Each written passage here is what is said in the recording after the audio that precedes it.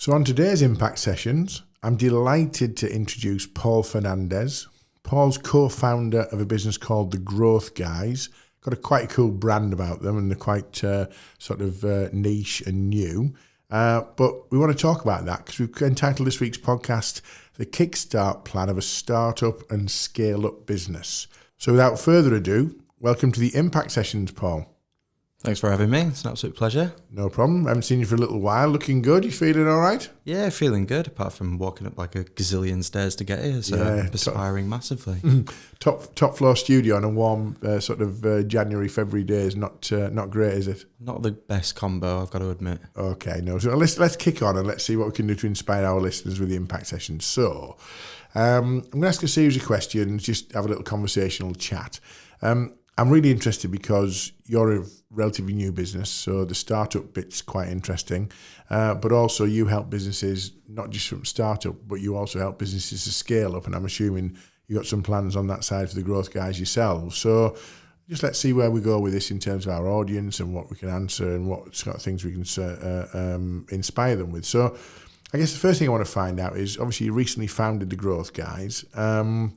What's that all about in terms of what does the business do and what made you set the Growth Guys up in the first place? Yeah, so essentially we're a digital marketing agency, but we specialise in growth. It's evident from the title. Yeah. But we look at growth in terms of user acquisition, digital assets, and of course revenue as well. So we founded it because we wanted to sort of set away from the conventional digital marketing agency model. Right. There's a lot of digital marketing agencies. It's super crowded actually. And the idea is that we wanted to set ourselves apart slightly and focus on a niche, which conventionally is paid ads essentially. So we're looking at advertising, Google AdWords, Facebook, Instagram, that kind of thing. But there's the other side of the business as well, which is like the consulting side, like looking at the business and its inner workings, if you will, and how we can advise that they amend or optimize their inner workings to help them grow. So it's a double-faceted thing, but essentially the core services that we perform are, paid ads essentially. Okay, and you've been going for middle of 2019. Was that about right? It's formally from about October. Okay, but myself and my business partner Carl, we've been doing it for years actually. Yeah. I helped him with his business when he was running a fashion business way back when. Yeah. And I do it with my entertainment company as well. So, we've got a wealth of experience, but it's just happened quite naturally that, with personal circumstances and things that we were able to join together and form it. Excellent. How's it gone since you started? It's gone really, really well actually. It's gone better than we ever expected it. But I think, I think we'll touch on this later anyway, but it's, we've hit the market at quite a poignant moment, like with Brexit and things, and people are actually using the next year, the next 12 months to prep their businesses for that. And they're looking to grow. And, there's a lot of startups out there, a lot of tech startups especially. And, they're always looking to take the next step into that growth stage. So okay, so your sweet spot and your timing look like they've aligned quite well for you. Okay, yeah, absolutely. That's not accidental though. Sometimes is it? Sometimes it's part of people say we were lucky for this or we were we fell on things. I think you make your own luck as well, don't you? You take a chance, you back yourself, you put yourself in the right places, etc. Are you using your own sort of technology and things to grow the Growth Guys then in terms of ads and things? Yeah, so we do like lead generation and things like that. We've just recently launched our Instagram as well. We wanted to make sure that we were creating content for that in preparation for it. So, and just going out there and doing it is the way forward, but we just wanted to have a little think about it, get a few clients on board, see what we can offer and just test pilot it really and see where we were going and if it was going to be viable or not, which it's turning out to be. So excellent. I think you'll find that your business in 12, 18 months' time won't look exactly as it does now because every business starts off with an ambition to be something, but through circumstances, evolution, revolution, opportunity, morphs into something else or a version of something, doesn't it, really? So been an interesting journey ahead of you in 2020, I guess. I think it will be. I mean, we've got a lot of stuff planned in terms of our own branding and the value that we're able to offer. So we will be launching our own podcast as well as a few YouTube series. And we'll be tackling all kinds of growth, business growth mainly, but looking at personal growth as well. Yeah. And because it all comes together, it's all part of the same umbrella, if you will. And it's something that we're both really interested in. So we have a long-term strategy. We wouldn't have started it without it, but we'll see where it goes. I mean, you were saying about luck, but I think we're well prepped for it, and it's just we've met that opportunity now. So it's just worked out very well. There's a very old golf reference for those who are old enough to even remember or have heard of a guy called Lee Trevino from the 70s and 80s. He won a number of major tournaments, and he was seen as a bit of a. He wasn't a traditionally straight up the middle and put it. He was left, right, in the trees, out the trees, in the rough, etc. And he was very, very good at recovery shots and stuff. And he won a Masters or one of the majors, and somebody said to him, "Lee, you seem to be what we would call a very lucky golfer." And he said, yeah, I'm a very lucky golfer. He said, the harder I practice, the luckier I get. So yeah, I like that. I love that phrase. I think it's just one of those things, luck's just one of those circumstances, but you prep for luck, don't you, really? Yeah, absolutely. Yeah. You've got to. Yeah, okay. Listen, one of the things that you do, and I like the approach you take, is you're all about return on investment, aren't you, for their marketing spend. It's all about the end game, the impact, the sales, the growth, etc. Why do you think so many businesses fail to get the best ROI on their sort of marketing spend at the moment? Because loads of businesses just throw loads of money at loads of things, don't they? Why do they fail to get the ROI? Yeah, it's something we've actually encountered a lot in the short time that we've been going. There's another question that we usually ask, and is it when did it fail? Like, when did that campaign fail? And it's usually one of three things. It's failed because they've abandoned it. It's either failed because they've... Too early? Would they abandon it too early sometimes? Yeah, or failed to optimize it. Have a look at it, which is all about like the measurement and analysis of the campaign as well, and working out what's working, what's not. Finding that, reading data, have a look at what is doing well and optimize it. You've got to A/B test as well. Testing is everything. It's data is a science. So there are experiments behind it that you need to carry out, right? That in order to find out what's working. But a lot of people abandon campaigns. They go, like for instance with Facebook ads, and it's a common thing that we hear: Facebook doesn't work. Well, it works for some people. It works for some people. It works for a lot of people. Yeah. I mean, it's getting to that stage where you can go on your Facebook and all you can see is ads, but it does work for some people. If it's right for your business, then use it. But it does work. You just need to find out how to optimize your strategy for that. It might be that Facebook's not the channel you need to use. You need to maybe use Google. But people abandon it too early, or they haven't done the right testing at the beginning and then abandon it later on when they've already spent too much money, which is the next thing. Yeah. They've made a net loss and they go, well, that didn't work. And therefore, do you get then tarred with the brush that, all you digital marketers are all the same, it's going to cost me money, there's a lot of, it's a dark art, it's black science, all that kind of thing. Yeah. Do you get a lot of that where people think it's not a bit of a trickster, but, you own all the knowledge and you're therefore going to sort of bleed some of that money out of me and there's no guarantees and stuff? Do you get a lot of that cynicism still? Yeah, I mean, the main thing we get from business owners is like, well, I'm going to have a go at doing it myself.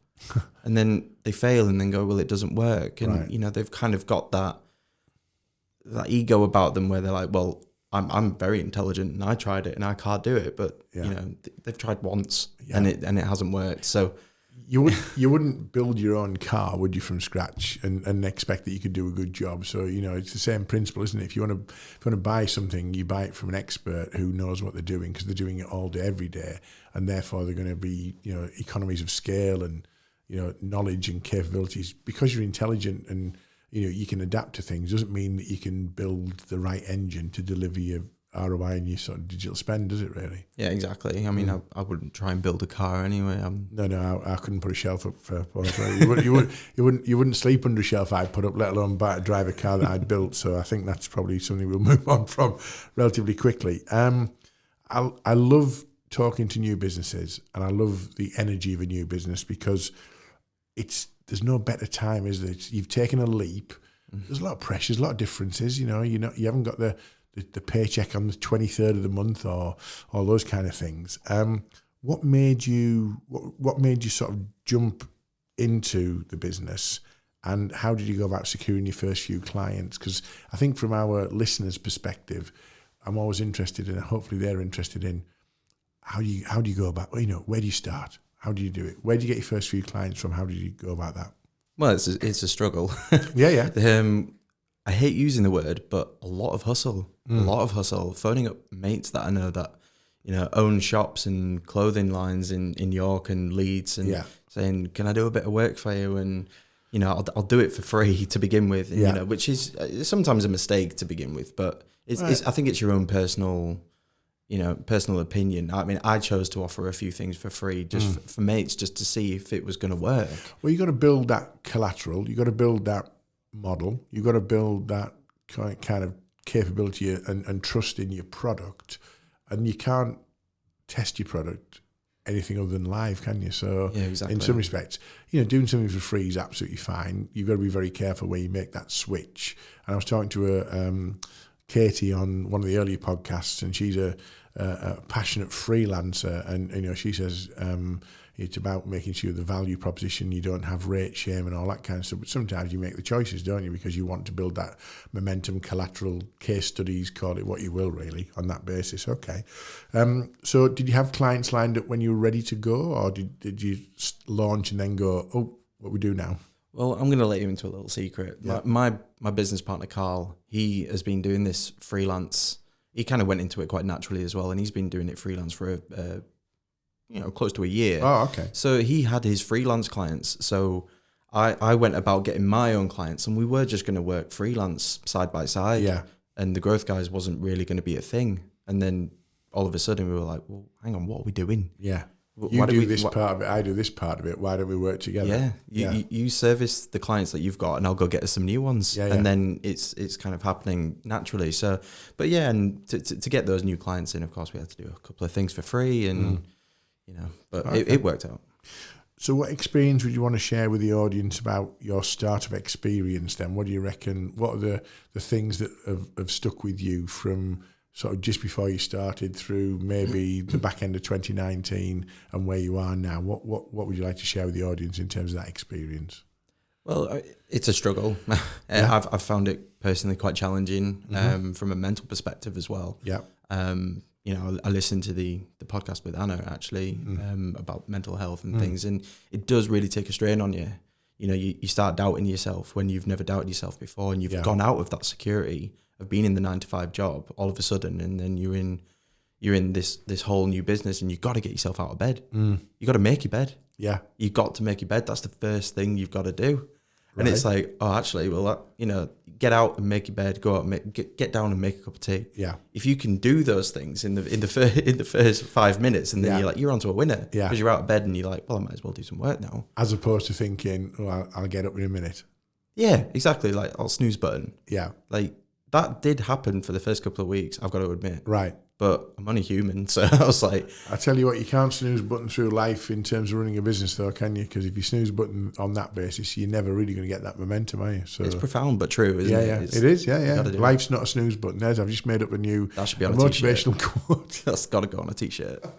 I'll put on LinkedIn a motivational quote and I'll get some absolute abuse for that somewhere. Someone will be angry about it, won't there? There's a lot of angry people on LinkedIn at the moment, isn't there? There is, but I quite like the way LinkedIn's going at the moment as a platform, because it is becoming a bit more personal. Yeah. People are going away from Facebook a little bit and, sharing their opinions on LinkedIn. Yeah. But there is a rise of personalities on LinkedIn, which is amazing. Good to see. Yeah. Linked to the business experience, I guess, isn't it really? Okay. Obviously, after you start a business, many businesses aspire to be scale-ups, as I call them. How can a business make that transition, and what should we be considering to support those ambitions? How do you go from freelance startup, individuals, two mates, form the business? How do you go to scale up? Whether it's for the growth guys or whether it's for your growth guy clients, what advice or what kind of things they need to be thinking about to get from A to B, C, and D further down the line? Yeah, so I think, I mean, because we've been having this chat recently, myself and my business partner, because we are looking to grow ourselves. I mean, it would be pretty ironic if the growth guys didn't grow. So, you know, we're looking to fine tune our business model. We're looking at processes. You know, we're looking at streamlining those operational efficiencies as well. Like, you know, how do we onboard a client? You know, I was actually speaking to you about this the other month, wasn't I? So, how do we onboard a client? What's the process? What does that look like? And if we can streamline that so it becomes a repetition, and we know what's going on at each stage of that process, then that will allow us to grow in that sense as well. But looking at the key drivers as well, you know, what drives profit for your business? Yeah. What is the most profitable service or product that you offer, and optimizing that. And that's the way that you can grow. But then you need the back end as well. You need that internal working. You need the staff there ready, and you need them on the same page. You need them ready for growth as well as you. So I've worked for businesses where they've grown too quickly, and then had to make cuts, and it's not very nice. Yeah, there's an impact there, isn't there? There's survivor syndrome that people have in terms of, you know, that's a genuine thing, isn't it? When people have a round of redundancies, or they call it restructuring, call it what you will, people have to go, and that's not great. And also the people who stay, this survivor syndrome there's a guilt factor in there. Why wasn't it me? And, you know, what am I next? And all that kind of thing. So, yeah, fast growth, non-managed growth can be very damaging, can't it, potentially? Yeah, I mean, but like I say, if you've got the inner workings sorted out within your own four walls, you can grow as quickly as you want. You'll grow exponentially anyway, so it's absolutely fine. But fine tuning your business model and finding out what makes you money is the key, I think, for us. Okay, so do you help clients to do that as well then, in terms of? So you mentioned the word optimization. Talk to me about that then. What does optimization look like in real terms? You know, if you're going into a business. So let's take my business, and I provide training in terms of classroom stuff. I provide some online content. I do consultancy, which is a word I hate, but, you know, advice, restructuring, all that kind of thing. And I do a bit of coaching. Optimization, what is that? I'm trying to get my head around for the audience. How do you start looking at optimizing? What does that look like in the process of you helping me to optimize my performance of my business? Well, we would start by having a look at your business plan and what were your long-term objectives, and see where along the line you might have deviated from, or if you're online to achieve your objectives, then that's amazing as well. But the one thing we would start with is by compartmentalizing your business, right, and going, right, well, how much time are you spending there? How much time are you spending there? And, you know, with the consulting, are you doing that on a monthly basis? How many gigs are you getting a year or whatever? And we look at what's making you more money in the least time. And then if we can drive all of those little factors down and drive the time down in which it takes you to make that money, then that's optimizing. So then you are releasing time to do something else that might make more money. So I think it is all allow about me to take people on to support that growth or that kind of thing. Exactly. Yeah. I mean, if you can, I don't know, say for instance you're selling chocolate bars. If you've got one particular chocolate bar that's selling better than the rest, why would you continue selling the others? Are they just turning it over? You'd put all your efforts into the one bar that's selling really well. You put all your growth efforts into there. But you may still have a portfolio of things that you can offer, but you wouldn't put the energies into it. They'll just run, won't they? Yeah, exactly. And put the energies and the focus on the growth. Yeah, I mean, I work with lots of clients in all sorts of sectors, and, you know, it's surprising how many people fail to do that. And, you know, I'll go in and I'll say, okay, which is the most profitable area of your business? And I'll go, and then you're thinking, what do you mean you don't know? And they might be manufacturing, you know, 4 or 5 products. And so they don't know which is the most profitable. They know how much they turn over, but they don't know how much is profitable. So they're spending all this money on, you know, non-profitable manufacturing, and looking, going, this is niche. It's small at the moment, but if we focused on that, that could be as big as the main part of the business and more profitable, easy to manage, and, you know, easy to scale up type thing. Yeah, exactly. And you know, too many businesses now are trying to make predictions as well for the future. They're not concentrating on the here and now of what they've got. You know, they could be doing really, really well, but and they'll be like, oh, well, we don't want to get complacent. Let's think of the next big thing. Yeah. And all the while, they're actually missing out because they're spending all their efforts in product development or something. Yeah. When actually they've got something really, really good already in storage, ready to go. They haven't optimized version 1. They haven't optimized what they've got. Yeah, they haven't optimized version 1. They're trying to sell version 4. Or Yeah. trying to create version 4. Yeah, Thing. exactly. Yeah. Okay. And it does all come back down to looking at the right campaign as well. Like looking at those campaigns, what is the right campaign for you? And that's what we can optimize as well. So your optimization is on process, but it's also on the actual technology then, so the platforms and stuff. So The digital marketing side of it. Side of it. So, but your strategy bit's quite interesting. I didn't realise you did that actually, Paul. So I'm quite interested in sort of the fact that you can't do one without the other, can you? You can't. No. You can't do the digital campaign without doing the first piece, I guess. Well, you could. A company might say to you, "Can you do some Facebook ads for me?" I guess you wouldn't work like that, though, would you? You wouldn't just go yes, because if that fails, it's because your Facebook ads campaign didn't work. But you'd want to make sure that actually the advice would be, "Hang on a minute, let's see why you want to do Facebook ads." Exactly. Yeah. So we would look at like a few things.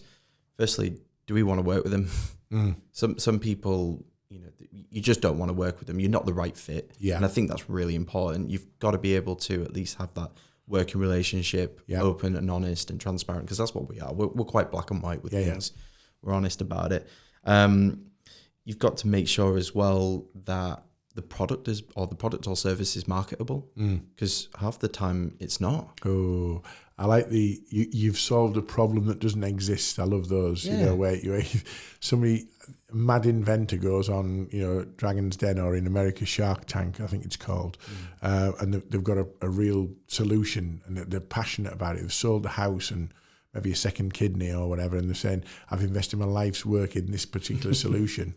And you go, what problem does it solve? Well, it doesn't. Well, thanks very much, but no thanks. Just nice to have. You can't push things. You can't sell things that people don't want, can you? No, exactly. You can optimize all you want, but if the product's generally not up to scratch, you're not gonna be successful, are they? No, exactly. And we look at things like budget as well. Yeah. Like what how much money are you putting into this? Yeah. Not into us. No. But how much money are you putting into that product? And what is your advertising spend? What is your expected return? Because that's another reason of failure as well, is that they have this wild objective, and if they don't hit it, they're like, well, it's failed. Yeah. Well, actually, you've got 5 leads there at like a potential worth of 5,000 quid, and you spent 500 quid. Yeah. That's 10 to 1 ROI. That's amazing. Exactly. But, oh no, we wanted 10,000. We wanted 10,000 leads, so therefore it's a failure or whatever it might. Yeah, I know what you mean. That's expectation management, isn't it? Really? Okay. Yeah.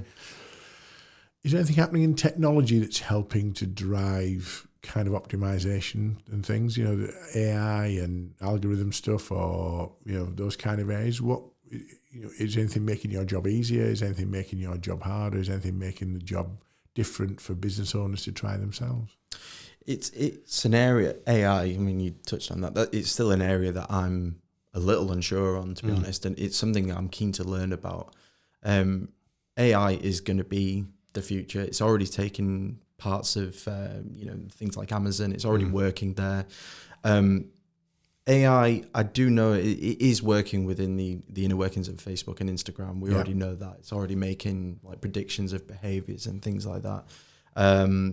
But in terms of technology for businesses, it's a really tough one, because a lot of businesses love to use technology. Yeah.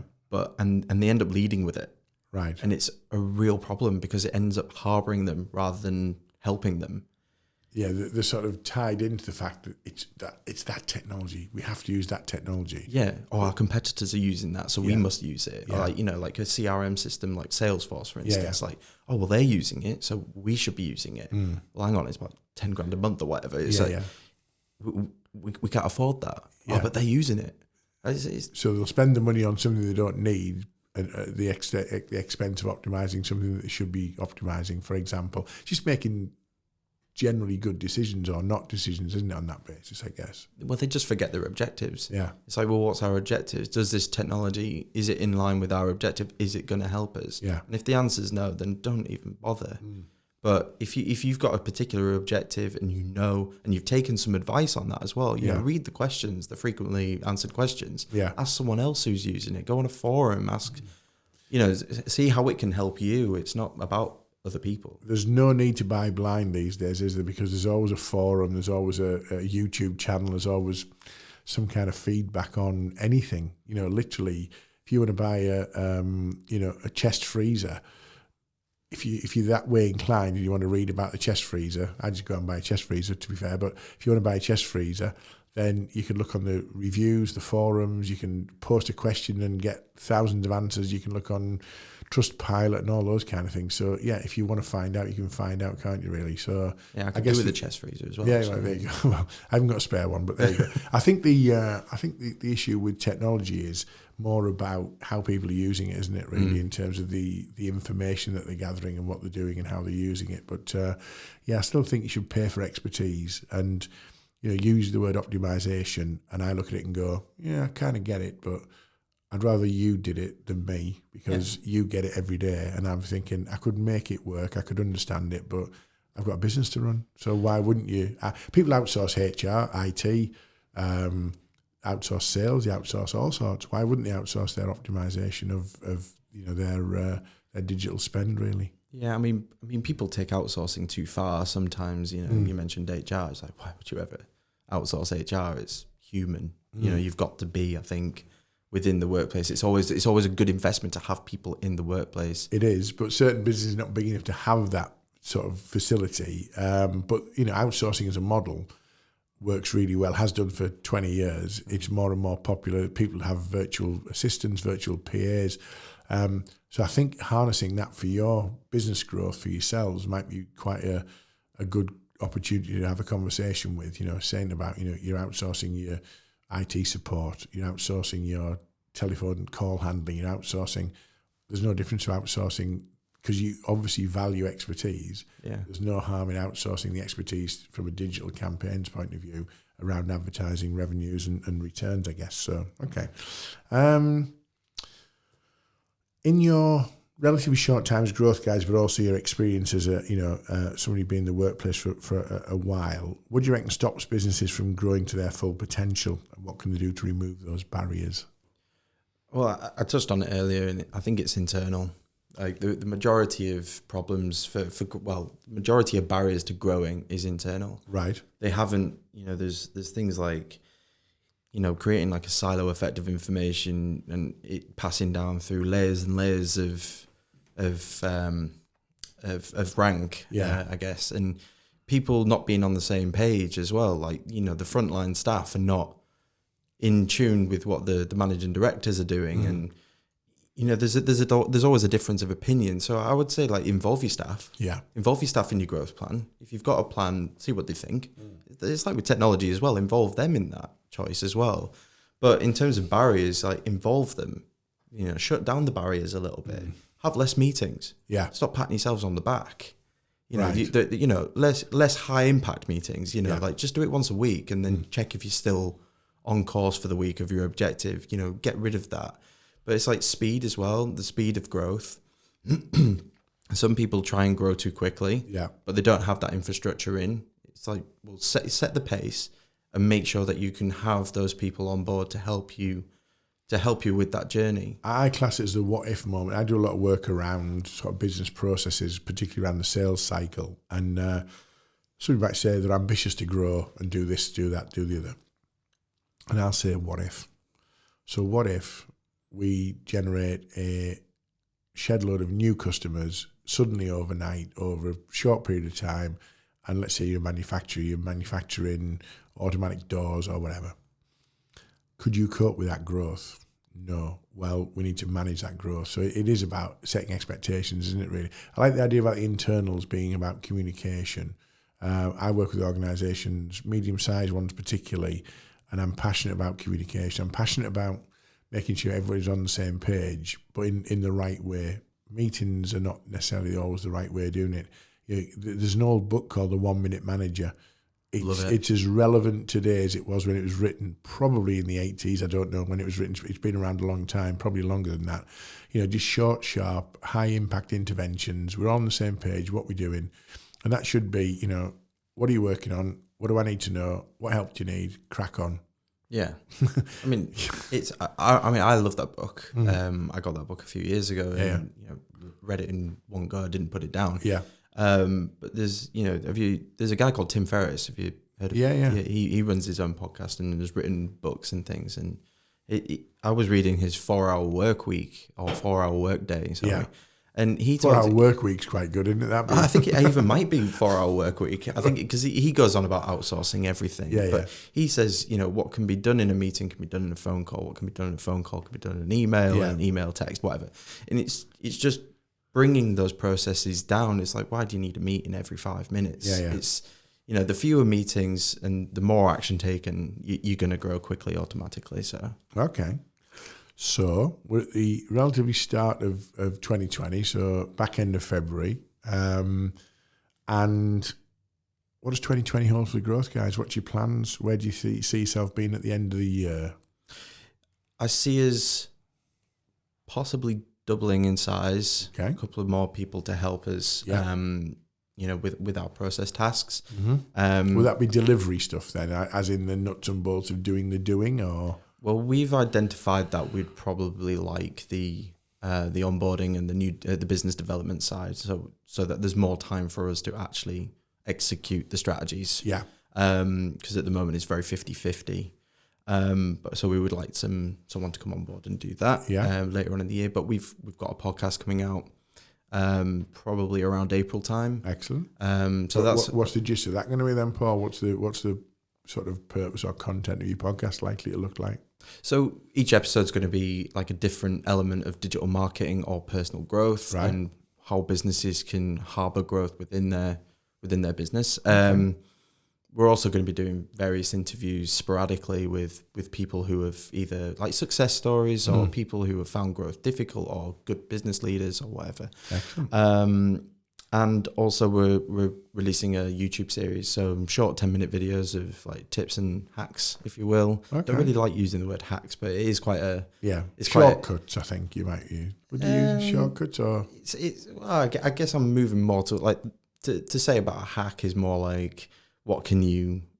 It's like reading the data again. It's like, what can you see within that data, and you go, well, if I turn that little bit up, then it's going to change the whole campaign. So it's like optimization in a sense. But I had Josh Gudgeon on, who is the studio owner from where we record this podcast. I think Josh was on back end of 2019, maybe early December, talking about content.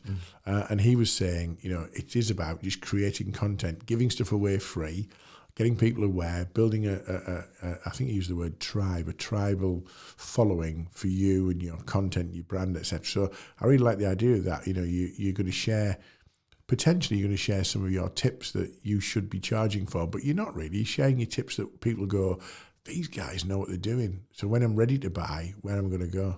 Well, it's essentially the old thing, isn't it? It's like, even though we're in digital marketing and we're in that technology space, people still buy from people. Yeah. And they've got to like it and they've got to trust you and buy into you. And that's what it's all about. We've got to make ourselves visible. Yeah. And giving tips away doesn't cost us anything. Yeah. It's just, if anything, we're sharing the wealth. So hopefully helping people.